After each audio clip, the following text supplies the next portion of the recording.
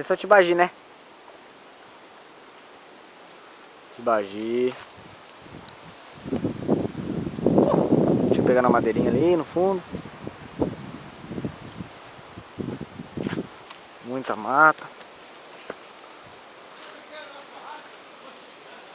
O cara fazendo um fogueirinha ali atrás.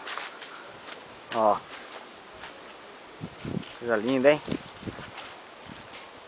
Pedaço de pau aqui, uma ervinha caída. Eu tenho uns 100 anos, sabe? Lá no fundo lá. Dá um... Ah, não dá zoom nessa merda. Ah, bonito. Nossa senhora, tio, o que é isso?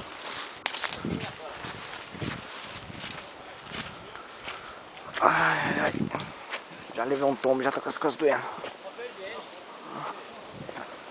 Vou dar uma filmada nas cabritonas. Ó.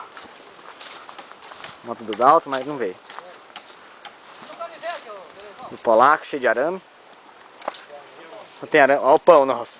Com bosta. Aqui eu tenho arame amarrado aqui, ó. Olha lá, ó o polaco. Olha o jeito dele. Vagabundo. Pensa que é gente. CRF, não anda nada. Olha essa fogueira aqui, ó. Pera aí, calma aí, tô filmando as motos. E esse aqui? Esse aqui é do... Esse do André. Eita, tá vendendo, 7 mil. Menstruadona. Eu levei um tombo com ela.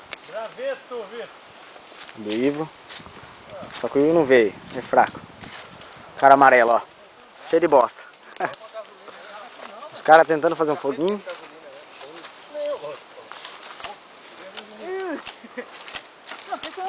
Eu, Pajé. Já vai cagar, filho? Não, acendeu o fogo. Ah, tá. Não. Acha um gravetinho por aí, bicho seco. Pode falar. Olha, rapaz, até que os caras sabem fazer. Aê, trefuçada, é com nós mesmo, ó. Até que os caras sabem fazer um foguinho. O Leandro aqui um dia, rapaz. Vou escutando o Randernan contando uma 27, história aqui de 37. 3 horas. Aqui, ó. Aqui não dá não? Cadê o Tudo dentado, todo sujo, né? Nossa. Aqui, ó. Bom. Fogo! Não dá, né? Pode jogar. Hã? Esse aqui é pra mim, O fim.